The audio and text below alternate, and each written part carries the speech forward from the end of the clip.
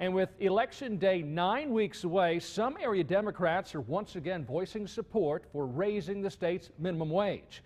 President Obama talked about increasing the federal minimum wage yesterday in Milwaukee. A recent poll showed a majority of Wisconsin voters support a raise. However, many Republicans oppose an increase.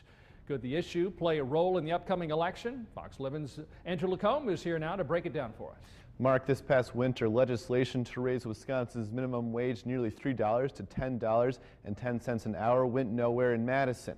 But some Democrats continue to push the issue as November's elections draw closer. Tonight, we have multiple views. Using Costco as an example, Northeast Wisconsin Democrats say a higher minimum wage will benefit the Wisconsin economy. State Representative Eric Genrich says the national retailer's starting hourly pay is $11.50. So they've demonstrated that increasing the wages of all employees is good for their business model and good for the economy as a whole. One of Genrich's opponents in November says he doesn't think the government should force businesses to increase wages. I would oppose it because I don't think that's a smart way to go about getting people more money in their pocket.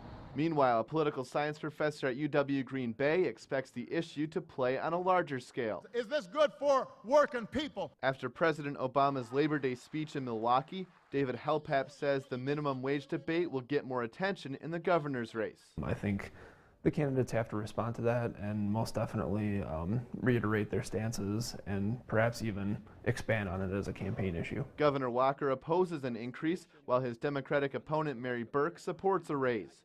Wisconsin voters were asked about the issue during the most recent Marquette University Law School poll.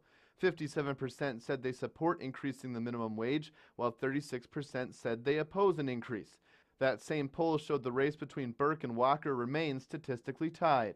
Helpap says while the minimum wage issue may not sway a voter's opinion from one candidate to the other, he says candidates may use the issue to increase voter turnout. I think this is the type of issue that most definitely can be utilized to mobilize your base. And while voter turnout could swing the governor's race, it will be a major factor in local races as well. Efforts in the U.S. Congress to raise the federal minimum wage have also stalled. Candidates running for Wisconsin's 6th congressional district seat are on both sides of the issue. Democrat Mark Harris says he supports raising the federal minimum wage. Meanwhile, Republican Glenn Grothman opposes an increase. For some voters, the minimum wage issue will also be on the ballot in another way.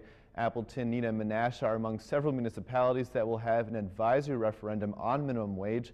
While the referendum won't affect policy, it does give voters another chance to voice their opinions on the issue.